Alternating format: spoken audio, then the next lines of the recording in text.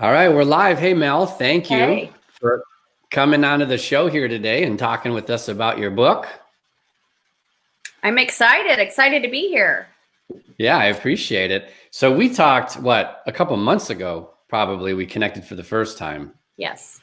Was that over the summer? And you, I think, were getting kind I of was ready to getting get ready, back right, to go back to school. So it was late July, late I think. July. Yeah, yeah. So how has that all been? Because are you a teacher? Is that hmm right? As well as an author. Yeah. So how has that been kind of trying to find your way through all of the moving targets, right? It's been good. It's been crazy. So I teach in a district. It's tiny. I teach language arts to middle schoolers, and we've been in seat. We're going in. I think it's our ninth week. In fact, first quarter will be over in another week.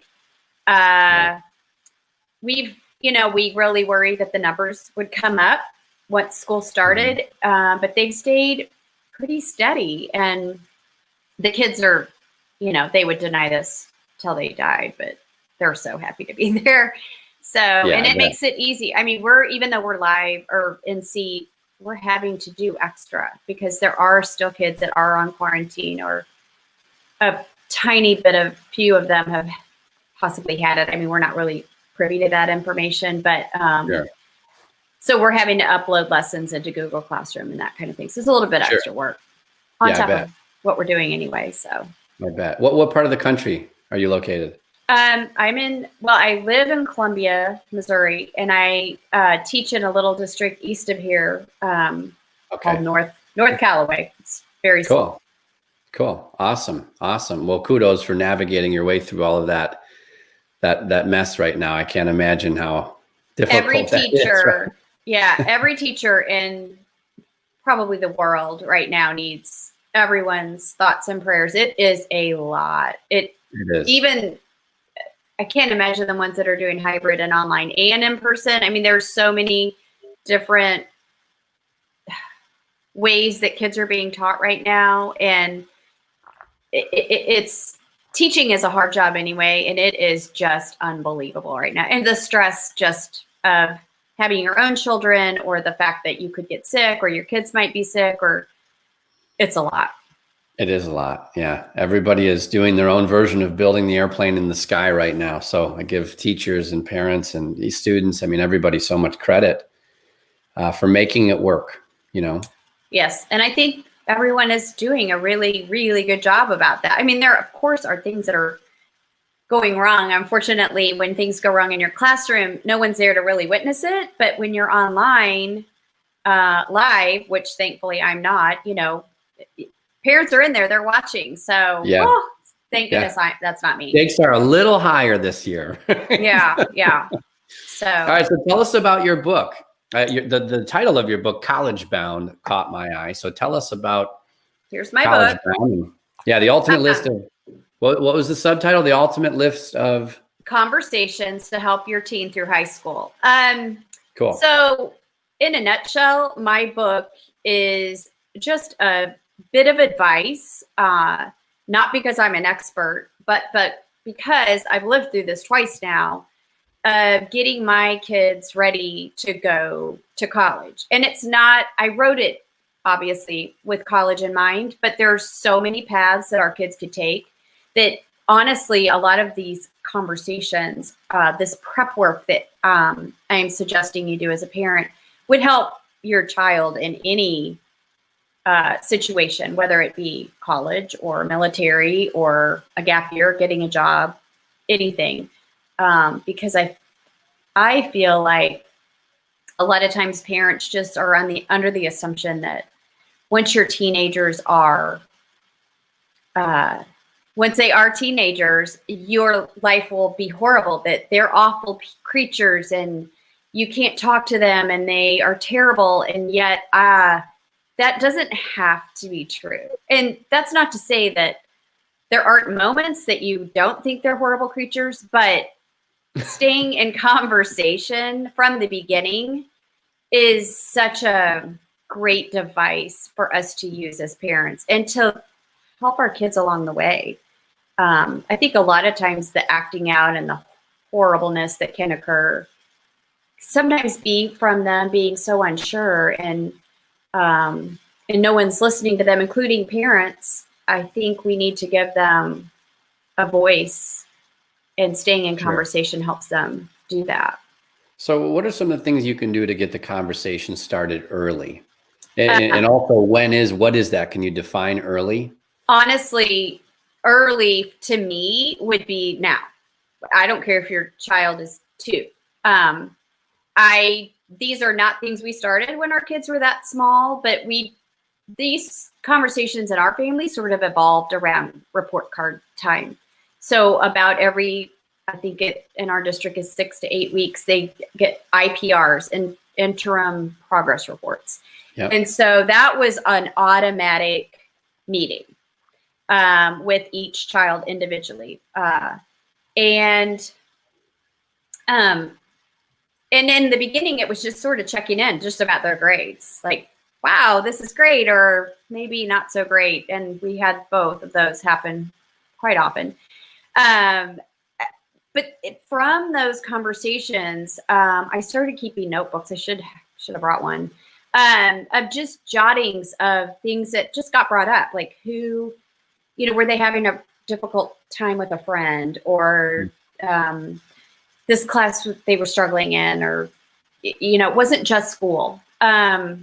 And then these carried into middle school and high school. So I would suggest, no matter where you are as a parent, that you start having these and use whatever as your excuse to start, whether it's grade time, or maybe it's every Sunday, or it's once a month, the beginning of the month.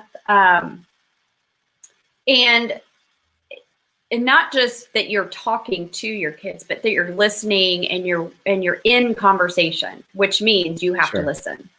Sure. Yeah, no, I think that's great. I love that recommendation.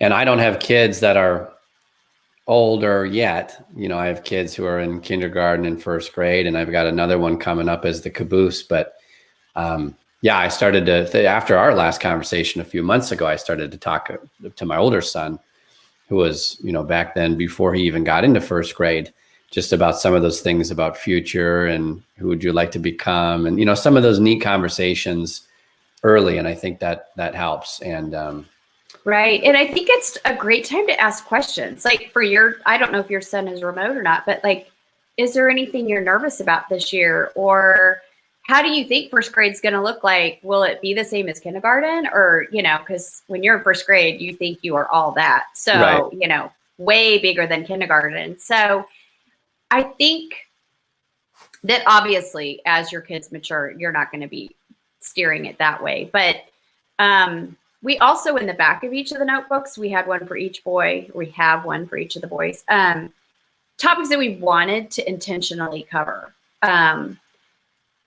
Obviously, there's the regular old birds and bees. There's dating, just without the birds and the bees, hopefully.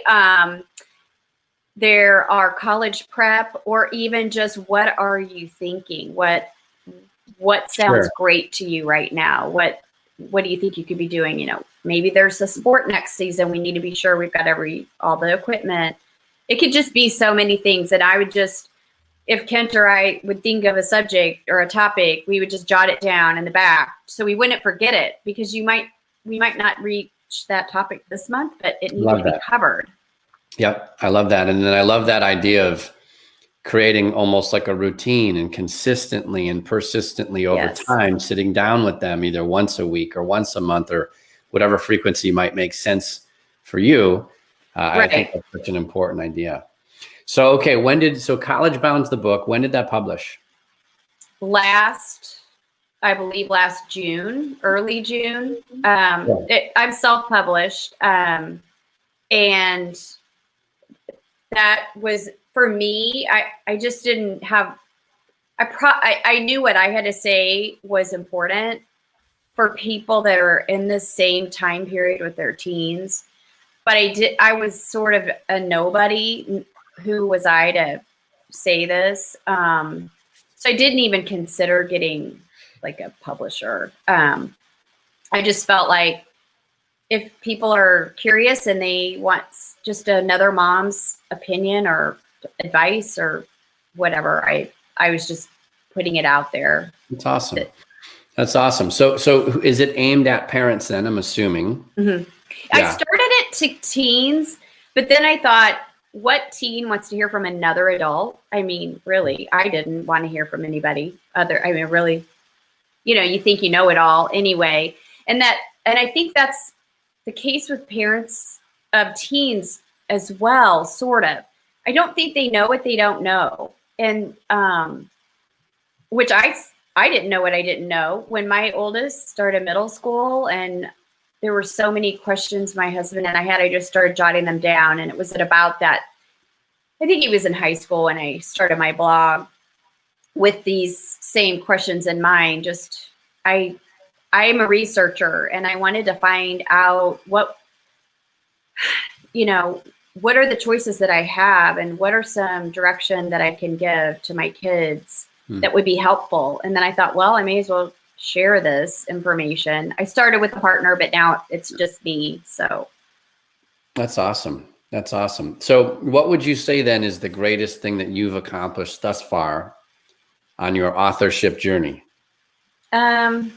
Just getting my book published. That was huge. Finding an editor and formatting it, all these technical terms that I would have had no idea.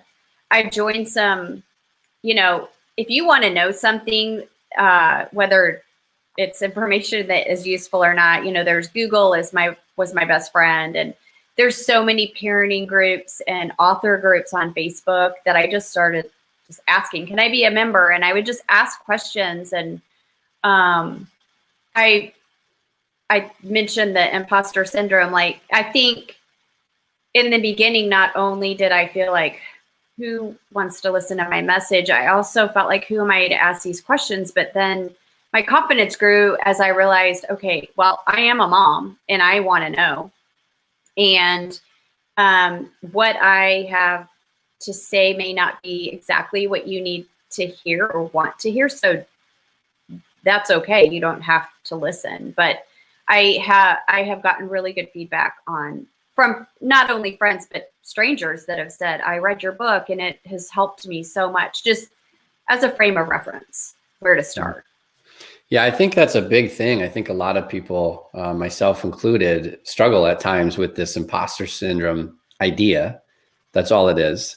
Yeah, right. And so how did you begin to overcome it? It sounds like you took action, you started doing the research, you got involved with these communities. You said, wait a minute, I am a mom who's curious. So yeah, that gives me the right to ask these questions. You took action, you started writing the book.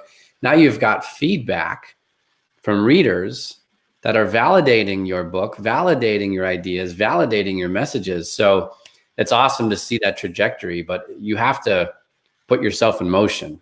You have to begin to take action to start to overcome some of that imposter syndrome, right? Right.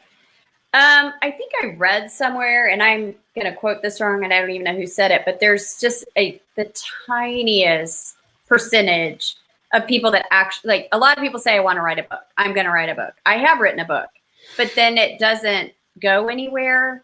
And I'm going to make this up, but it's like less than 10%, maybe less than 5%.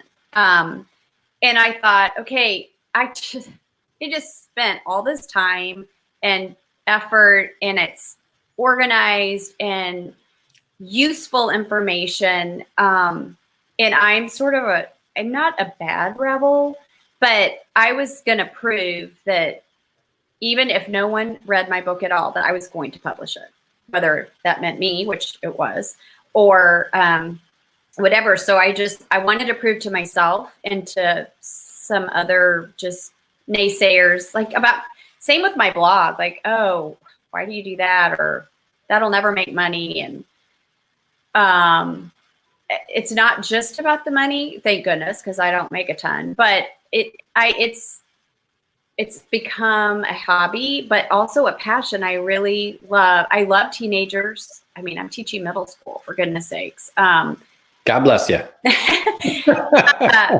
But I think they get short shrift when people talk about teenagers today. I feel like it's really easy to diss teenagers in this day and age. And maybe with good, I don't know. I think a lot of teenagers aren't given guidance, and they are making poor choices and doing bad things. And even my kids who were given guidance and provided with good choices made mistakes. I mean, no one's perfect. I was certainly not a perfect teenager. I wasn't a horrible teenager, but I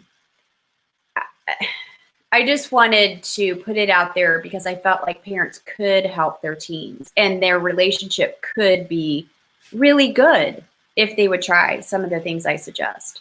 Yeah, I love that. Have you ever come across any of Josh Shipp's information by any chance? I love him. Yes. Okay. Yes. In fact, well, I don't think I quote him in my book, but I have a blog post for sure where I talk about teens and the roller coaster and pushing against their parents. And he says, hello, when you get on a roller coaster, you're going to push against that bar to make sure it holds.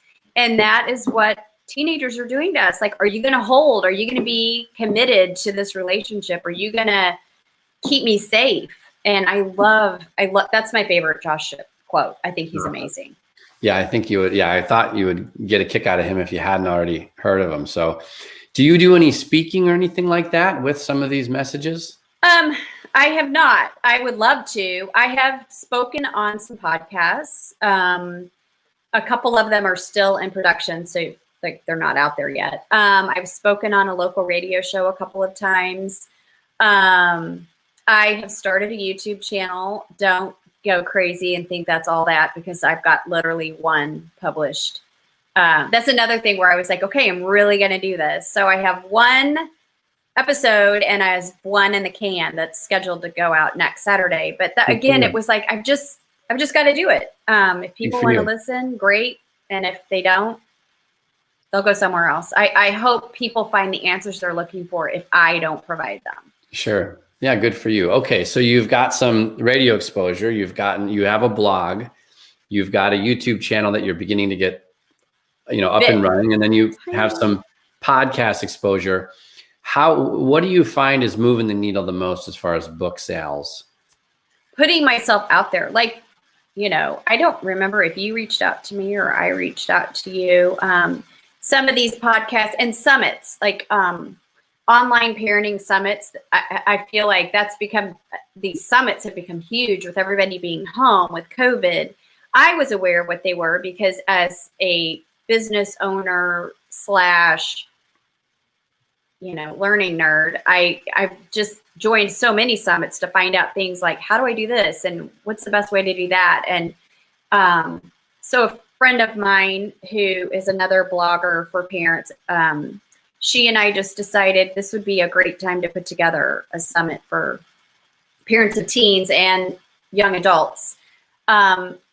I've spoken on some other parenting summits, and it's not only been fun, but I feel like I think when parents have toddlers and babies and little kids, there's so many resources and there's so many, and they know to ask questions. They don't know what they're doing. You get a baby and take it home and, oh my gosh, what do I do? And you start looking. But by the time you're a parent of a teen, I just feel like you're like, oh, well, I know what I'm doing. Well, teenagers are different. I'm just going to say they're different creatures. That doesn't mean they're bad, but don't forget to keep looking for answers. Sure. Yeah. So I love what you're saying. I hope everyone who's listening and watching is understanding what Mel's doing. I mean, Mel, I look at that as you have found a way to leverage other people's stages or other people's platforms. And right now, in the pandemic that we all find ourselves in, like, there's no better time than right now to reach out and see what other summits, or like I've leveraged challenges over the past couple months. And I found that getting into challenges or hosting challenges like on Facebook is a very great way to move books and enroll people into my products and programs. So Mel's out there, she's doing her YouTube thing, she's doing her blog thing. I would call those your own platforms or your own stages. And when we're first getting started, we know that we need a long runway, and that's going to take a little time to get some traction. So that's great. Mel's doing that. In the meantime, she's also going out and she's getting on someone else's summit. And that summit might have 4, 6, 8, 12 speakers in a day, potentially. And what's nice about that is Mel and everyone else who is engaged in that summit's most likely reaching out and bringing people in. So Mel gets to leverage other people's databases and other people's exposure in their marketing efforts by being on that one summit. So I think that's really smart. And summits and challenges, these platforms or these marketing vehicles are really taking off right now.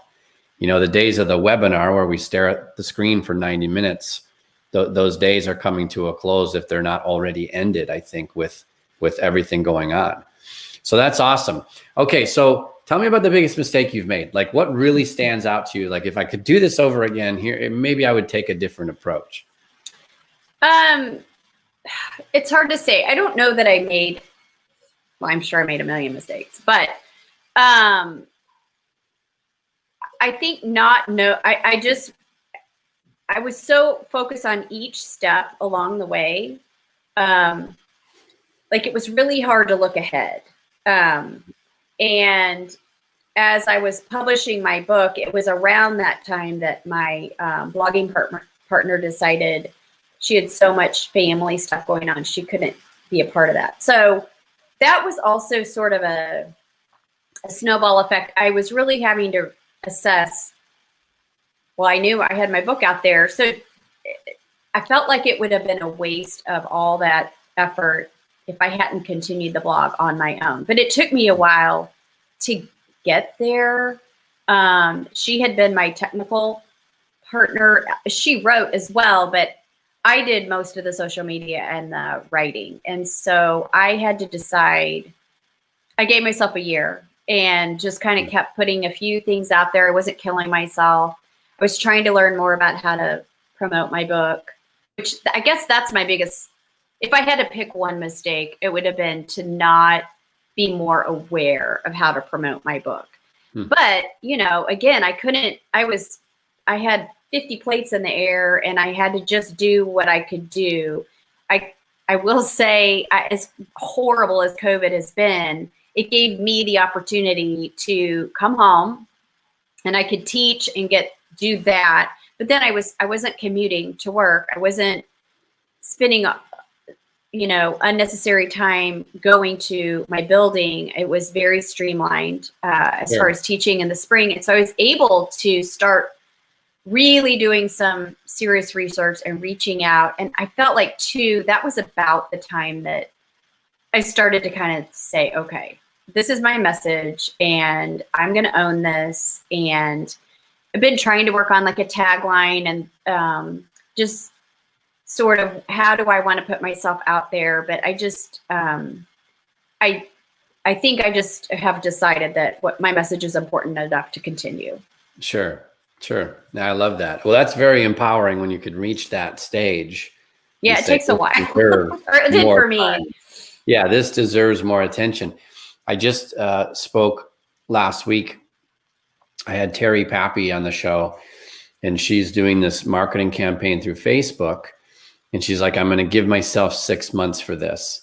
And you just said, well, back then I said, I'm going to give this a year. And I think that's a mistake a lot of us entrepreneurs, solopreneurs, creatives, we make is like, we want to see instant results. So we go all out on something for a couple of weeks or a month or two. And then when it doesn't work, we shift gears because we think that's not the right angle or that's not the right channel. When some of these things just simply deserve more time, they require more time. And I struggle with that myself. When I published my book in July, like I found myself last month already kind of doing some other things and going off in different directions and not continuing to promote my book. It's like, well, you invested so much of your time and energy, blood, tears in this book. And I'm thinking after only 2.5 short months, I'm, chasing a squirrel over here. I need to get back to what matters. And, I'm with you, give it a year. Some experts say year minimum. A lot of people recommend 2 years, 3 years, and it doesn't actually take off and even catch fire until you're beyond a year in marketing and promoting that same book. Right. I love what you said. I'm going to give myself a year. I think that's such an important mindset to have when you're about to embark on one of these major projects as a solopreneur, entrepreneur, right? Right. Yeah. And so it was a year in June of this year, and I was in the middle of just my learning craziness. But here's the thing too, like, especially, I don't know if it is this way for you. I'm sure you want to be with your family. I did this to help my kids move forward and get out on their own. And I had spent so much time. I mean, and I was with the family. Like, I sat on the couch and I would be typing, and I'm like, can you put that away? And I would. But it's really easy to, let this overtake your life. So it had to be, I know I was going back into the classroom, and that was going to take time. This year's even harder. Any extra time that I have, which is not a lot anyway, I'm barely keeping my head above the water. This is going to be a year where I'm going to have to really decide, is teaching where I need to be, or is this book, this platform, do I want to really take a dive in 7 months and really make this be my life? And I have to say I'm leaning that way after this year of, it's just, COVID is a mess. Yeah. Yeah. Well, I think it comes down to your focus.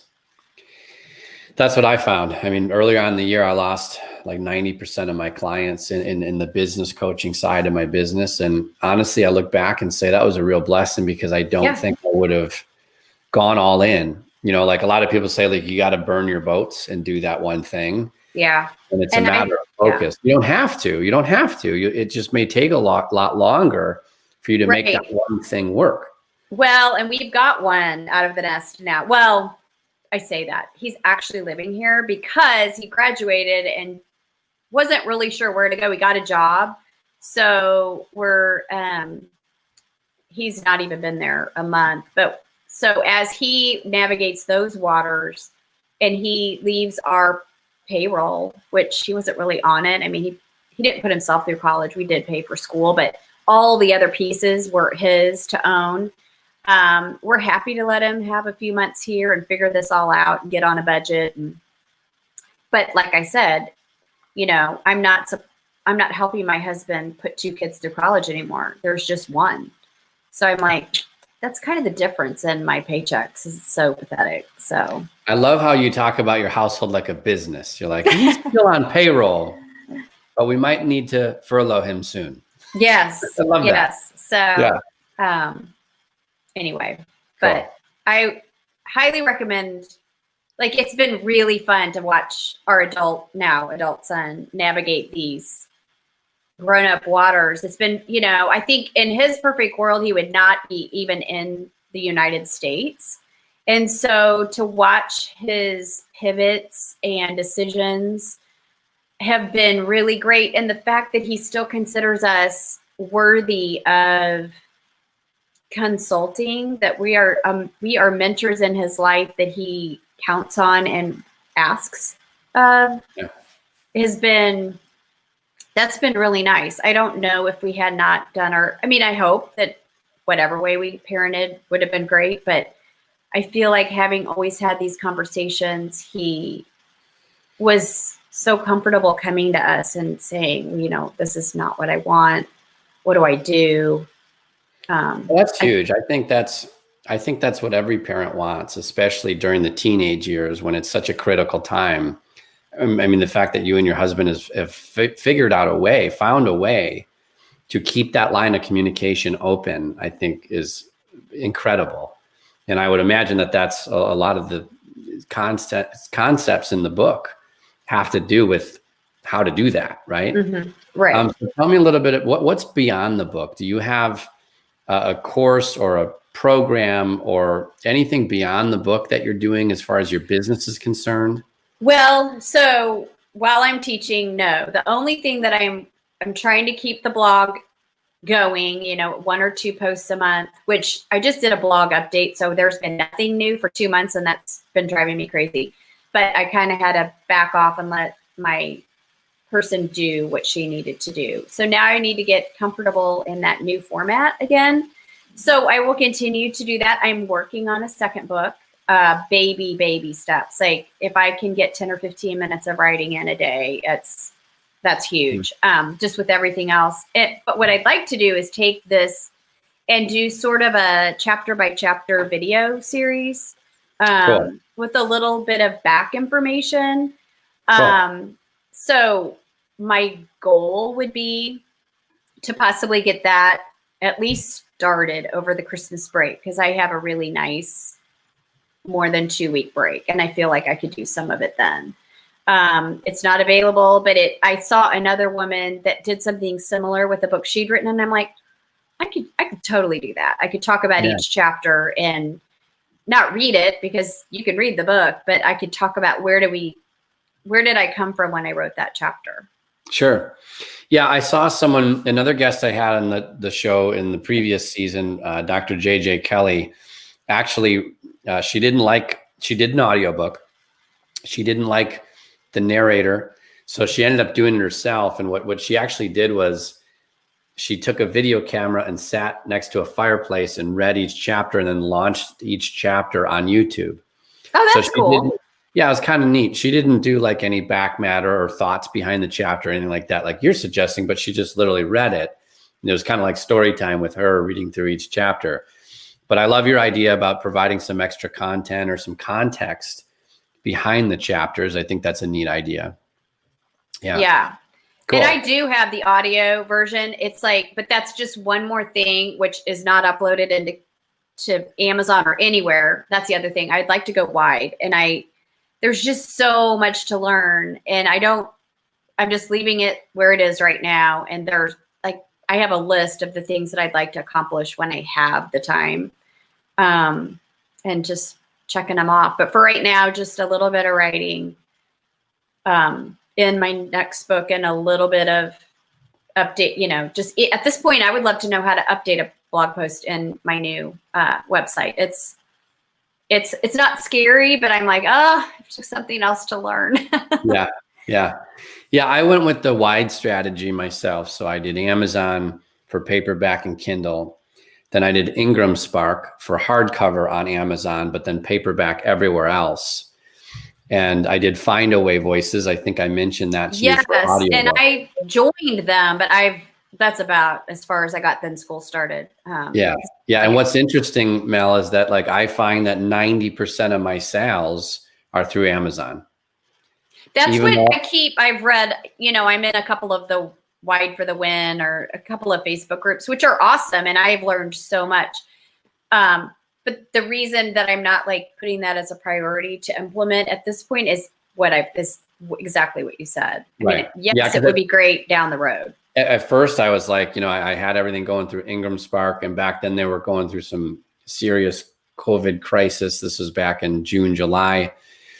And we had some serious delays, but finally things started to work out. And I remember like going to Target.com and Googling, searching on Target. I'm like, oh my God, my book's on Target.com, and it's over here at Walmart. And I'm like, oh my gosh, Barnes, and you can get it everywhere online. But at the end of the day, 90+%, probably well over 90%. I haven't checked the reports in too long, but well over 90% is on Amazon. And then what's interesting is about 90% of the sales on Amazon are actually Kindle. The bulk of my sales are Kindle, which is surprising to me. I'm more of a, I like physical books. I prefer those over the e-versions. But so you just, regardless of the strategy for the next launch, you got to make sure that you're doing what you need to do to continually promote it over time. Right. Exactly. And that's another thing is even 6 months ago would not have been, before the COVID thing, I would not have been comfortable like sharing. I don't know if that's, I'm not embarrassed that I wrote a book, but it's like to know where to put it out and to put it out different places more than once. Like I used to think, oh, I put it out there already. Then I'm like, you know what? Not everybody sees it every single time. Right. And if they've already seen it, they could just ignore me. So it's just all that stuff that's in your head that I'm proud of what I did. And if you've got a kid that's a teenager or even preteen, even better, there are things that would be so helpful to you as a parent, and I want to help. So that's where I am with that. Yeah. And I like what you said. I think that's also very important is we're probably wired the same way in that, you know, we're nice and we don't want to be aggressive, and we get bothered when we get 12 emails on the same day from the same person about the same offer. However, you do have to be a little bit more aggressive than you think, because not too many people are paying attention. And if your message misses, they don't care. They're just on to the next thing in their feed or whatever it is.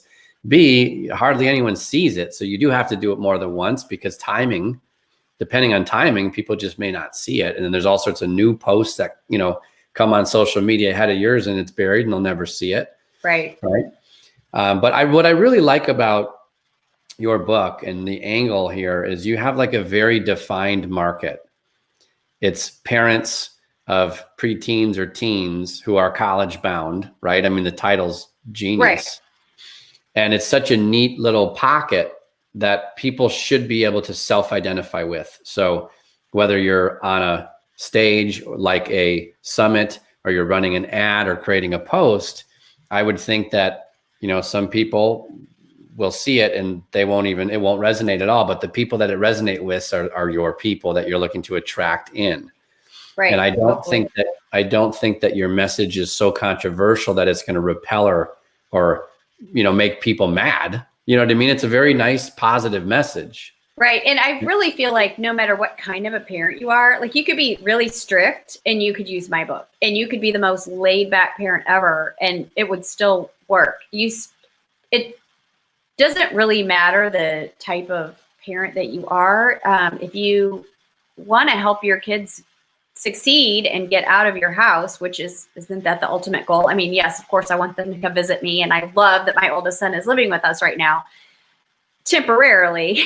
But I just feel like we need to help them along their journey and make that as pleasant for all involved as possible. And it can be done. And again, my kids are not perfect, and we are not perfect parents, far, far, far from it. And we have had issues, but I believe truly that because we never got out of conversation, and we had a few set rule, like very few, like 2 rules. That's all we had. That we, you know, 1 down, 1.5 to go. I mean, he's halfway gone, the second one. You know, something I learned, Mel, that I think might be helpful is I learned a long time ago that people like to consume content differently. So you're talking about how many people in the population write a book. Well, how many people in the population read a book just once a year is frightening. Mm-hmm. Or not at all. Right. Not a lot of people are readers these days. I don't want to misquote, but I thought it was somewhere around like 10% of America reads a book a year. So what I want you to think about, because this is something I learned many years ago, like if you imagine what you do in this book called College Bound, and that sweet spot, that market that you're tapping into, you have like a do-it-yourself type of a level, which is someone who buys your book, can consume it, and actually put some of the strategies and tactics into play. They don't need any more help. The book did it. That's enough for them. But then you have like this other level, this deeper level of like done with you type people who are like, this is great. I love the message. I either read your book or maybe I just heard you on a summit. I want help with this. And I value accountability, and I value camaraderie and the connection. And I want to work with you, but what else can I do outside of your book or beyond your book? Then you've got people like in the done for you category, which may not apply to you, but these are the people who are like, I just want to outsource this thing. I don't want to look at this thing. I want to hand it off and have someone else run the ball down the field. And as you progress down those levels, like do it yourself is pretty inexpensive for your customer. They can buy your book and do it. It'll cost them $12, $13, whatever your book costs. Done with you, maybe someone wants to join you in a mastermind or in a program, or maybe someone wants to take your online course so they can get some advanced training. The pricing goes up a little bit because it's more advanced, it's deeper learning. And then done for you, if you were to do this and people could outsource it to you, which I don't know if that applies here, that's the most expensive, right? So long ago, that's what I learned was like, wow, I need to have more than just a book, because some people will take the book, they'll download the resources and the tools that I provide for free. They'll take it and run with it and use it and have the change and have the transformation. And I'm thrilled with that. Other people will try that, they'll get stuck, and they'll recognize that they have a need for more help. So for those people, I better have, who actually, those people are more than the do-it-yourselfers. The people who need help and who need some hand-holding are, that bucket is larger than the people who just buy the book for $10 and run with it. So they need a course. They need something at a more advanced level, or at least additional support in some way, shape, or form, so they can advance too. And then you've got those people who are like, hiring you one-on-one, right? Like that's your version of done for you, is like, you can hire me one-on-one. Right.